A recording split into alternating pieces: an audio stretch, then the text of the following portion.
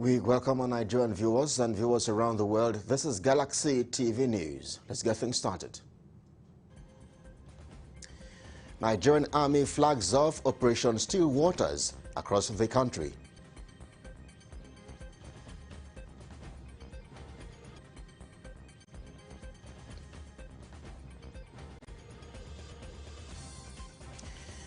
And plus tonight, National Association of Resident Doctors suspend nationwide strike 2 months after.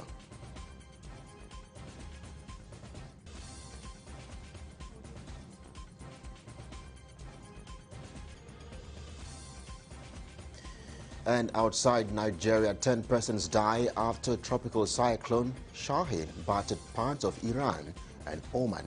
Those are our top stories. We have details in just a moment.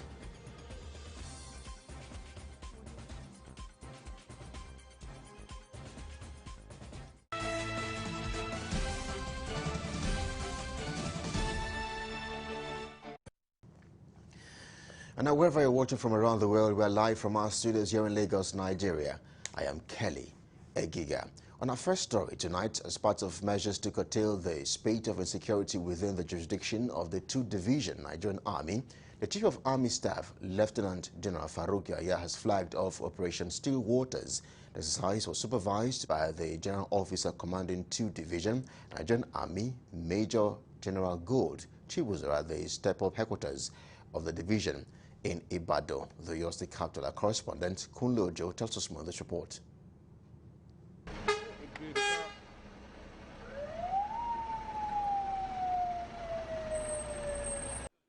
Oyo State Governor Engineer Seyi Makinde this morning flagged off Operation Stillwater, which is aimed at curtailing the spate of insecurity in Oyo State. In company of Governor Makinde were heads of security chiefs in Oyo State. The operation, with the aim of ensuring safety of lives and property within the jurisdiction of the 2-division Nigerian Army of Oyo, Edo, Ondo, Ekiti and Kwara states, had in attendance heads of security formations in Oyo State. The team is made up of officers from the Nigerian Army, the Nigerian Police Force, Department of State Security Service, Nigerian Security and Civil Defense Corps, Nigerian Customs Service, among others. Addressing the gathering, the General Officer commanding 2-division, Major General Gold Chibuzo, said the operation remains the initiative of the Chief of Army Staff to curtail insecurity, create military-civil relations, and boost troops' ability to tackle insecurity. Exercise Still Waters is one of the exercises conceived by the Army to boost troops' ability to tackle current security challenges. It commences today and will run for the remaining part of the year. Other exercises concurrently being launched with Exercise Still Waters are Exercise Enduring Peace in the north-central part of our country and Exercise Golden Dawn in the southeast and parts of south-south. He added that the joint operations will further boost the interagency's collaboration, while Governor Seyi Makinde, who was represented by his Chief of Staff, Segun Ogunwuyi, stressed the need for cooperation and collaboration among security agencies in the country for the success of the ongoing onslaught against bandits.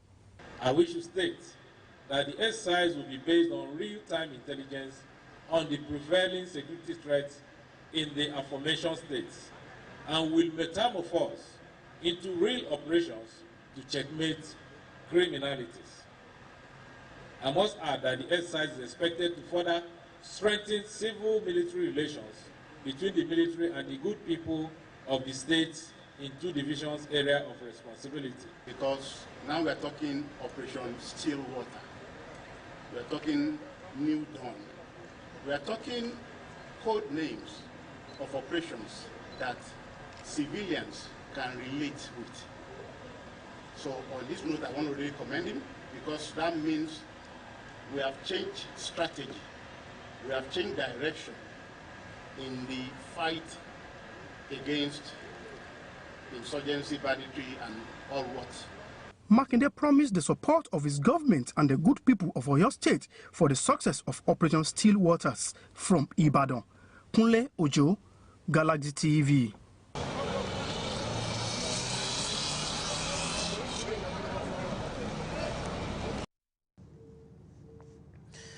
And now away from security stories, the National Association of Resident Doctors, NARD, has suspended its nationwide strike, which has left many patients helpless in government-owned hospitals in the last 2 months.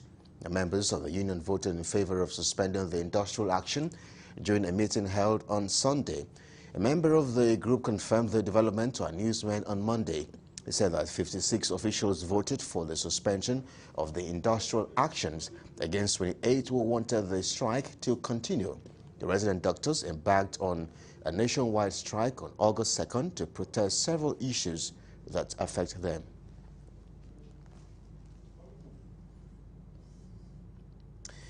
The same vein, after 61 days strike by the Association of Resident Doctors, the union has finally called off the strike. Now, while speaking with Galaxy's Yoruba Salako, the public relations officer, Orugbeja Toluwani, said the doctors will be resuming on Wednesday and are happy to return to work. We are happy to come back to work because that is our duty. We're not happy with the result of the strike. We're not happy with the fact that we have to even resort to the strike. We're not happy that we have the government who we have to drag to the negotiation table by calling on strike. And we're not happy with the fact that despite 62 days of being on strike, the government still don't seem to show the necessary will to bring us back. By 8 a.m. on Wednesday, we are all resuming. Although the terms of negotiations of regular replacement of resident doctors due to brain drain, provisions of residential quarters for resident doctors, and payment of salaries and dues have not been fully met, Orugbeja said the doctors have decided to come back to work because the health sector was in a critical position. The strike does not mean that negotiations have been successful or fruitful. We just found that we've gotten to a critical position where we find it better to continue negotiation without necessarily, hindering service being rendered. My hopes are that all our demands are met because these demands are actually reasonable. None of these demands can be said to be unreasonable. It's not unreasonable to say members who are being owed because they have not migrated to the proper payment platform should continue to be owed. It's not appropriate that members who lost their lives in services can't have their family members paid their death and service benefits. It's not too much to ask. It's not too much to ask that members who have worked get paid 20 months. Imagine being owed 20 months salary. It's absurd.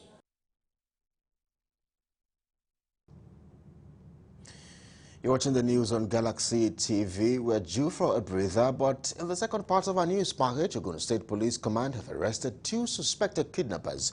We will tell you more on that story on the other side. Please stay with us.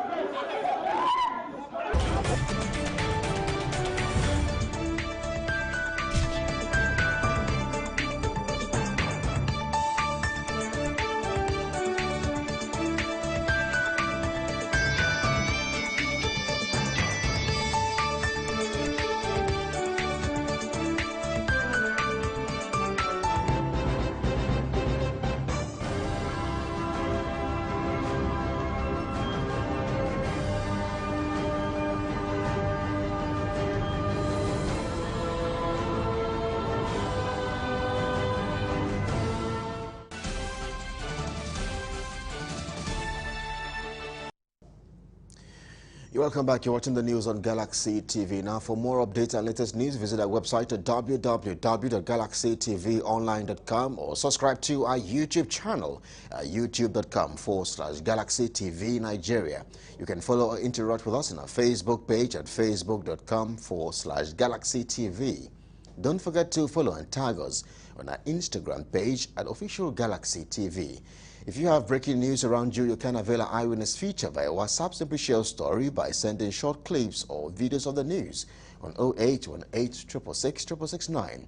Our social media platforms are user-friendly and can always accommodate your life update and comment. Now to security stories, where the operatives of Ogun State Police Command have arrested 2 suspected kidnappers while trying to collect ransom money on a 7-year-old boy. The police public relations officer in that state, Abimbola Yemi, disclosed this on Monday. Now, he said the suspects, Mohammed Abubakar and Clinton Nishe, were apprehended on Sunday following a report lodged at Agbara Area Command. The PPRO said the report was lodged by one Stephen Ajibili, who reported that his 7-year-old boy Daniel was kidnapped by unknown persons while he was sent on an errand by his mother at about 11:20 a.m. He added that the father lamented further that the abductors had called him and demanded the sum of 1 million naira if he wants his son to be released. The PPRO also said, consequent upon the report, the acting area commander Agbara Kayode Shedra quickly mobilized his detectives to embark on a technical and intelligence-based investigations to unravel those behind the dastardly act. Now, President Muhammadu Buhari in 2019 directed the Central Bank of Nigeria, CBN, to block food importers' requests for foreign currency in a bid to boost local agriculture in Africa's most populous country. Now, it is in the continuation of a policy that the president began after coming to office in 2015, when he banned the use of foreign exchange to import dozens of items, including staple foods such as rice. Galaxy's Tifet Tanimomo reports that since then, domestic rice production has increased, but the policy has been criticized for not taking the low capacity of local farmers into consideration. The policy has also coincided with a rise in food prices, which has been blamed on insecurity in some of the country's main food-producing areas. Again, reports of the federal government's plan to stop importation of popular food items is generating responses from various quarters of the country. I feel where we are now, the closure of the border in late 2019 necessitated the double-digit inflation that we have, you know. And yes, it's good to be self-sufficient. It's good to eat what you plant, what you produce, and it will help your naira. It will help your economy. However, before you do that, you have to ensure that there is enough in the system to go round. All right? Because if there is no enough in the system, you have created an opportunity for cannibalism to take place. What is going to happen is that if the other person does not eat seafood, you begin to eat the next person. Analysts further urged governments to look at other factors that contribute to inflation and devaluation of the naira currency away from food importation. The problem of food shortage is not about closure of the borders. It is ensuring that security of lives, especially for the farmers, is well taken care of. Food is not the problem of this country. If there's anything that government should do, is to open up so that people can eat. It is when you're okay that you can work. The item they should ban is luxury goods. Those are the things they should focus on. If we can ban luxury goods, and that is where most of foreign exchange is being. 2, if they can stop this importation of refined oils or refined petroleum products, that's where our money are being expended. If they can stop this subsidy that nobody knows what is being subsidized on, then we can talk about naira being appreciated. You have customs, you have other security agencies on our borders. That's why you are there. So you control it. Like we are still importing strong wine, strong gin into this country. All right?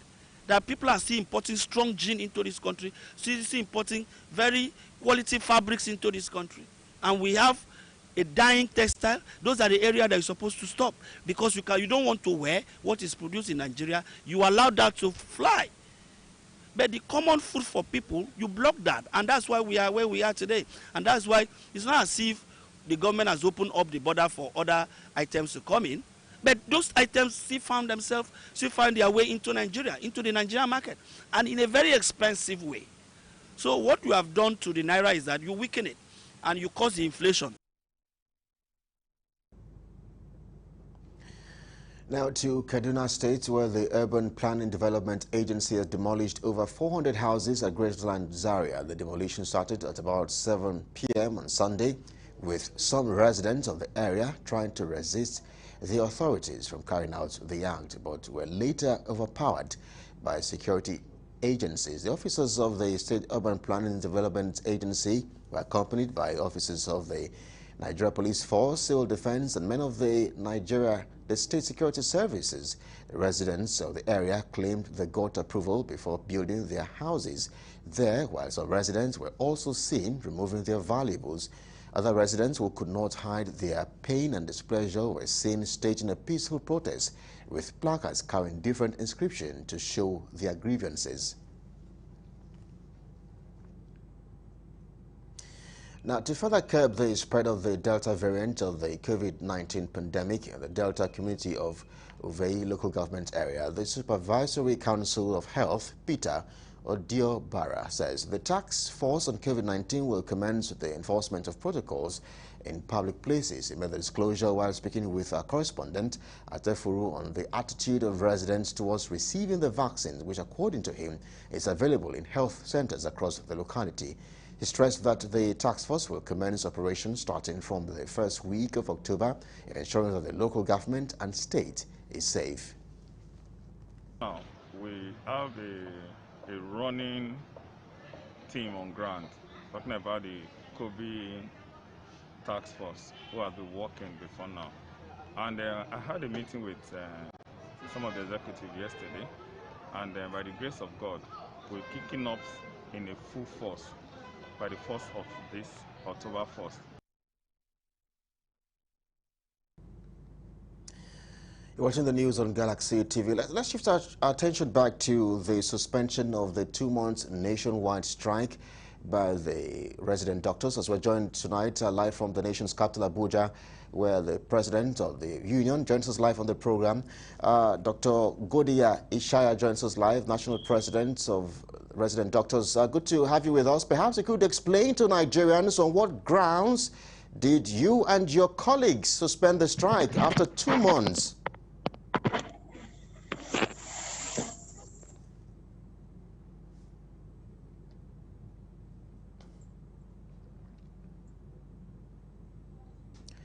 Well, Dr. Ishaya, well, maybe I should go over that question again. I was asking on what grounds did you and your colleagues suspend the 2 months nationwide strike?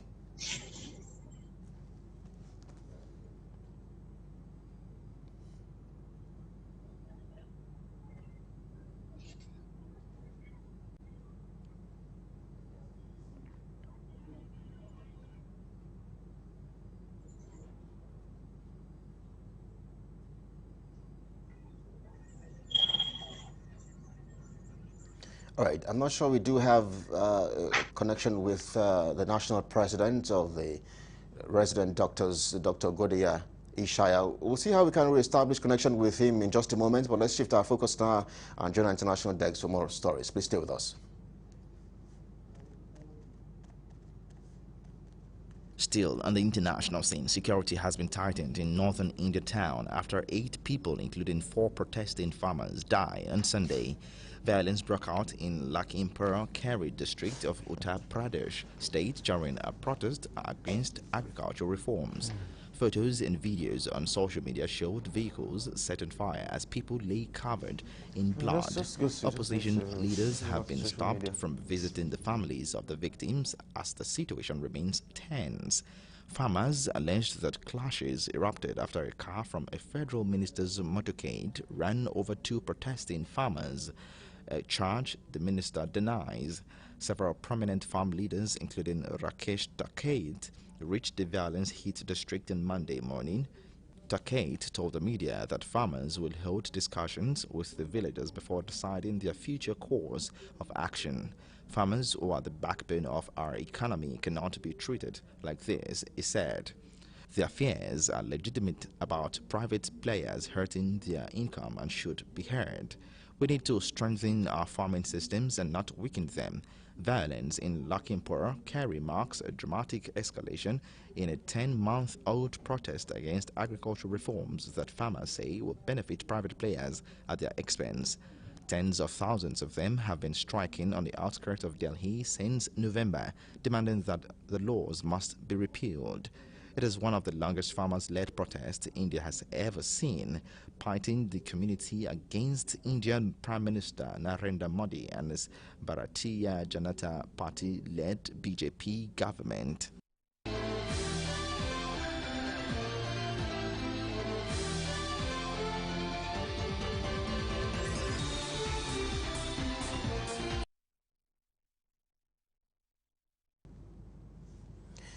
And with that, we conclude our news at this time. But for more updates and latest news, visit our website at www.galaxytvonline.com or subscribe to our YouTube channel at youtube.com/Galaxy TV Nigeria.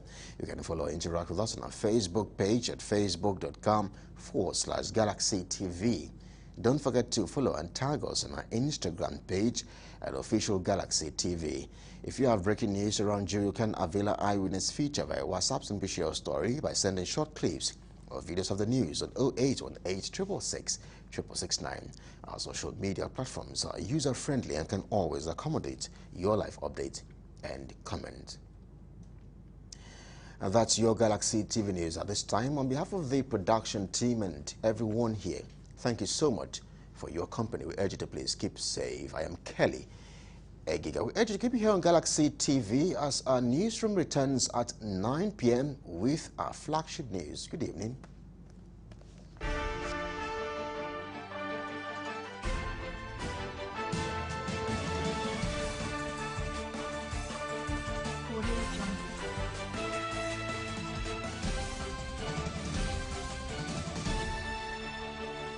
Just because Premium Free brings you an amazing bouquet of channels completely free doesn't mean we can't up our game. How? Well, we won't know unless you tell us. Help Premium Free be even better and stand a chance to win airtime prizes by going to our Facebook page and completing our audience feedback survey. Tell us what you really, really like. I think it's really cool. Or what you don't like so much. I'm so disappointed.